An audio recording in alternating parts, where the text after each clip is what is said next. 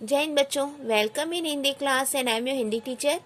Students, आज मैं आप सबको हिंदी नवनीत में एक नया चैप्टर पढ़ाऊंगी जो कि पेज नंबर 98 पर है। महान वैज्ञानिक जगदीश चंद्र बसु। महान वैज्ञानिक जगदीश चंद्र बसु। प्रस्तुत पाठ में हमारे देश के महान वैज्ञानिक जगदीश चंद्र बसु के जीवन और उनके आविष्कारों के बारे में बताया गया है। उन्होंने सिद्ध किया है कि पेड़ पौधे में भी जीवन होता है। बच्चों, उस समय हमारा देश भारत अंग्रेजों का गुलाम था। जब जगदीश चंद्र बसु वैज्ञानिक बने तो उस समय क्या था? उस समय हमारा देश अंग्रेजों का गुलाम था और जगदीश चंद्र बसु भी इससे बहुत प्रभावित थे, परंतु संघर्ष करते हुए उन्होंने सफलता पाई और अपने नाम को इतिहास में स्वर्णिम अक्षरों में लिखाया। तो आइए बच्चों, अब हम जानेंगे जगदीश चंद्र बसु के बारे में, जो एक महान वैज्ञानिक थे। 10 मई सन 1901 की बात है। रॉयल सोसाइटी लंदन का हॉल विख्यात वैज्ञानिकों से ठसाठस भरा था।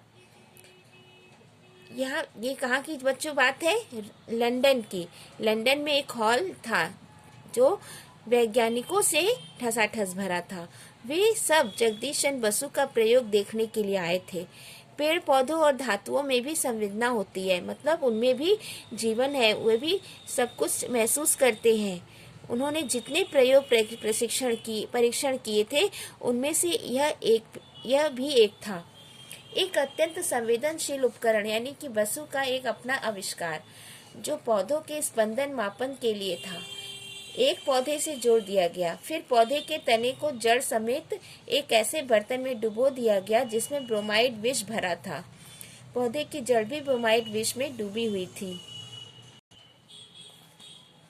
बसु आशा के साथ स्क्रीन पर हल्के धब्बों को देख रहे थे जो पौधे के स्पंदन का संकेत करते थे। सभी लोगों की दृष्टि भी वहीं टिकी थी। पौधे की नब्ज की धड़कन को एक बिंदु पहले घड़ी में के पेंडुलम की तरह नियमितता से आगे पीछे अंकित कर रहा था। धीरे धीरे वह बिंदु अनियमित और असंतुलित होने लगी। बच्चों, इस प्रयोग में बसु ने क्या किया? एक पौधे को लिया और उसे एक तने यानी कि एक बर्तन में उसके तने को डुबो दिया, और जिस बर्तन में उन्होंने उस पेड़ को डुबोया था ना, उसमें विष भरा था, यानी उसमें जहर था, ब्रोमाइड विष भरा था, और पौधे की जड़ जो है ब्रोमाइड विष में डूबी हुई थी। तो बसु ने और उसके साथ ही एक स्क्रीन रखा था जिसमें उस पौधे के जो भी मतलब प्रतिक्रिया हो रही थी वो स्क्रीन पर प्रकट हो रही थी। तो उसमें उस स्क्रीन पर क्या दिखाई दिया बच्चों? हल्के धब्बे दिखाई देने लगे, जो क्या संकेत कर रहे थे? जो पौधे के धड़कन को संकेत कर रहे थे। सभी लोगों की दृष्टि कहाँ टिकी हुई थी उस समय? सभी लोग उस पौधे के ऊपर अपनी दृष्टि टिकाए हुए थे, और जो धब्बा दिख रहा था धड़कन के रूप में, वह बिंदु घड़ी के पेंडुलम की तरह, मतलब धीरे धीरे अंकित हो रहा था, यानी बढ़ रहा था, और फिर वो धीरे धीरे कम होने लगा, असंतुलित होने लगा। क्यों? क्योंकि जिस बर्तन में उस पेड़ को डुबोया गया था उस बर्तन में क्या था? विष था, जिसके वजह से उस पेड़ की जो धड़कन थी वह क्या हो गई? असंतुलित हो गई, अनियमित हो गई। जल्दी वह धब्बा जोर जोर से हिलने लगा और एकाएक उसकी क्रियाएं अचानक रुक गई। ऐसा लग रहा था मानो जहर खाया चूहा लंबी लंबी सांस ले रहा हो, मृत्यु के विरुद्ध जोर आजमाइश कर रहा हो। अंततः पौधा जहर के कारण मर गया।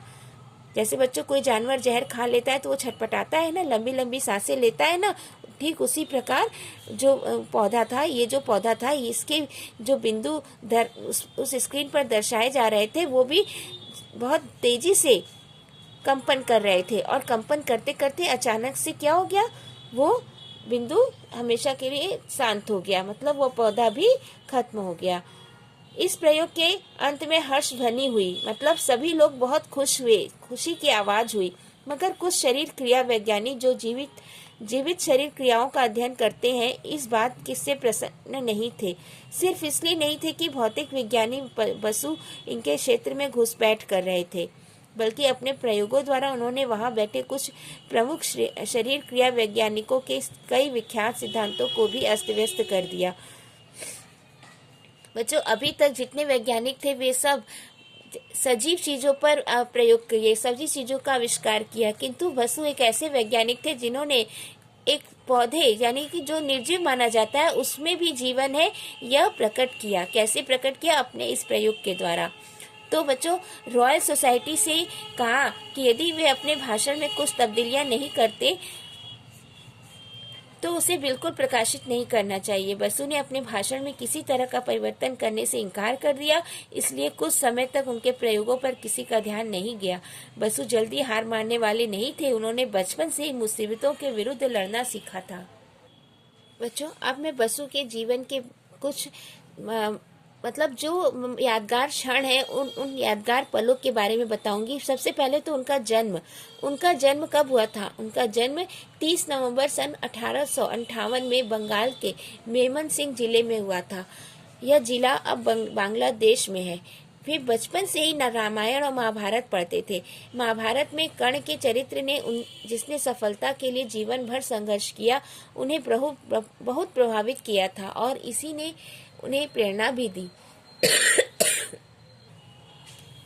बच्चों कर्ण के चरित्र से ही उन्हें यह भी विश्वास हो गया था कि सच्ची विजय का जन्म पराजय में से ही होता है। मतलब अगर व्यक्ति को विजयी होना है तो वह उसे पराजित होना पड़ेगा, तभी वह विजयी होगा।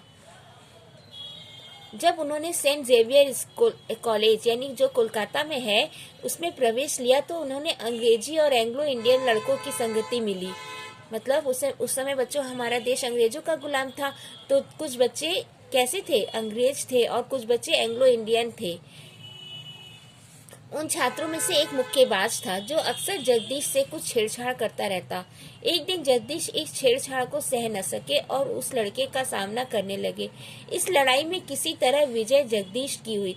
इससे उनकी कक्षा के छात्र उन्हें सम्मान की दृष्टि से देखने लगे।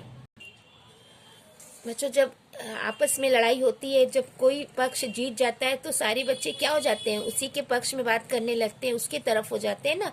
ठीक उसी तरह अब कोई भी उन्हें तंग नहीं करता था, है ना। और जब रॉयल सोसाइटी के शरीर क्रिया विज्ञानियों ने उनकी आलोचना की तो उन्होंने इस चुनौती को भी स्वीकार किया और पहले की तरह जीत उन्हीं की हुई है।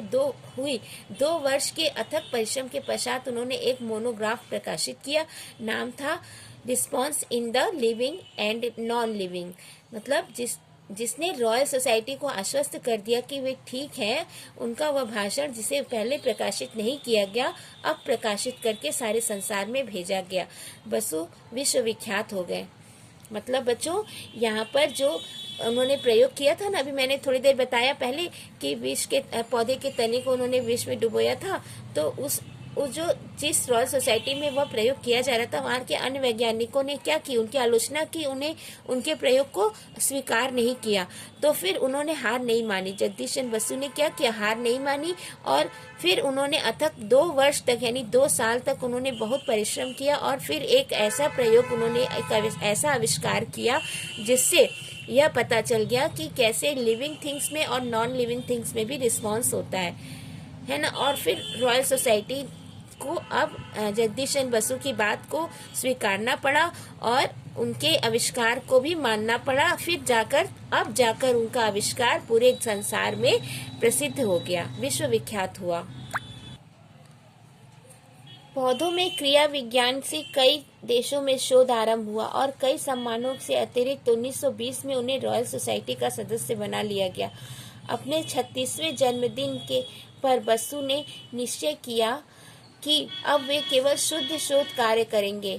हेनरिच हर्ज और उनके उत्तराधिकारियों पर ओलिवर लॉज के लेख ने बोस को बहुत प्रभावित किया। आजकल जिन्हें रेडियो वेव्स कहते हैं, उन्होंने इस पर शोध कार्य शुरू कर दिया। यद्यपि शोध के लिए उन्हें कॉलेज के लिए से कोई सहायता या धन नहीं मिला, उन्होंने उस पर शोध कार्य शुरू कर दिया। कोई सहायता और धन नहीं मिला, फिर भी उन्होंने स्वयं 3 महीने में उपकरण तैयार करके शोध कार्य आरंभ किया।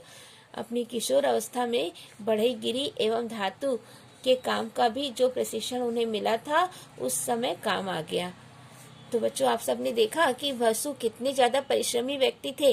वे स्वयं कभी भी हिम्मत नहीं हारते थे और हर चीज को कर कर दिखाने की उनमें एक लगन थी। इस प्रशिक्षण की वजह से ही उन्होंने अपने प्रयोगों के लिए कई संवेदनशील उपकरण बनाए। इस प्रशिक्षण के वजह से ही उन्होंने अपने वसु ने जीव वैज्ञानिक के अधिक प्रसिद्ध हुए। और फिर बच्चों भौतिक शास्त्री, और उन्हें भौतिक शास्त्री भी कहा जाता है। ठीक है,